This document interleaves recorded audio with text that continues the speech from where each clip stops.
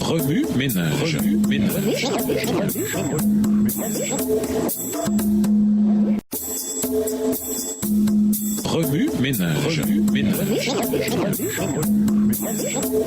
Bienvenue dans votre émission. Remue ménage. Nous voilà à la leçon 3, le peuple de Dieu dans les villes. Que chacun, s'il a des oreilles, écoute bien ce que l'Esprit dit aux églises. Apocalypse 3, le verset 22. Peu importe où nous sommes dans la vie, dans quel coin du globe nous nous trouvons, Dieu a un message sur mesure pour nous. Le Christ, l'auteur de toute connaissance, a un message pour chaque ville de l'Asie mineure. Ces messages s'adressent aussi aux chrétiens tout au long de l'histoire. Vouloir entendre, lisons Apocalypse 3, le verset 19. Apocalypse 3, verset 19. Moi, ceux que j'aime, je les reprends et je les corrige. Fais donc preuve de zèle et change. Si je te dis ces choses, c'est parce que je m'intéresse à toi. Je ne peux compter le nombre de fois où ces mots ont été prononcés pour atténuer une critique ou un conseil qui me blesse, me choque parfois, mais me remet souvent à contre-cœur sur un sentier meilleur. Soyons honnêtes, les seuls individus qui peuvent nous réprimander sans crainte avec de telles paroles sont ceux avec qui nous avons une relation de confiance. J'ai reçu des conseils de mes parents, de mes professeurs qui s'attendaient à mieux de ma part, de mes médecins selon qui plus on corrige un comportement tôt,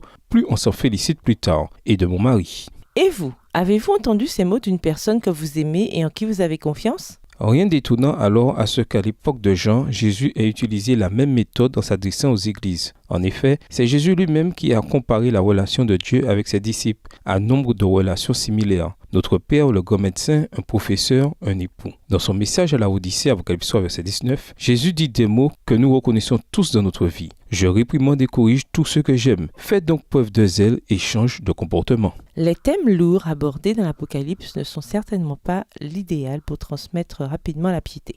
Les messages du Christ aux églises ne font pas exception. Les accusations de crimes, de péché et d'immoralité se mêlent aux menaces de vie, de mort sans rédemption. En comparaison, les promesses de victoire et de dignité semblent être des buts éloignés. Au cœur de la critique, du calcul des péchés et des réprimandes, ce sont de simples mots d'amour qui mettent en lumière la vraie nature du Christ dans ses messages. Ce n'était pas par vanité ou gain que Jésus désirait que l'Église se détourne de sa tiédeur et de ses richesses terrestres. Il voulait que les croyants fassent l'expérience de tout ce que la vie pourrait leur offrir s'ils le suivaient de tout leur cœur. Il voulait qu'ils héritent du royaume à ses côtés et partagent son trône. Tout comme un parent, un professeur, un médecin, un époux, une épouse, c'est l'amour qui le fait désirer ce qu'il y a de mieux pour eux. Voulez-vous avoir la meilleure part ? Il veut la même chose pour nous. Gardez cela à l'esprit quand vous étudiez les Écritures. Cherchez les passages qui vous parlent sans ménagement ou les paroles qui vous mettent dans une situation de déséquilibre. Je vous invite à regarder encore ces passages, sachant que Jésus corrige ce qu'il aime. Comme moi, vous pourrez alors trouver le désir de faire exactement ce qui changera vraiment votre cœur et votre vie. Au revoir. Et à demain si Dieu veut.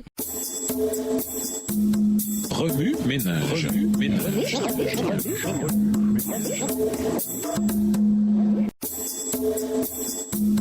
Remue ménage.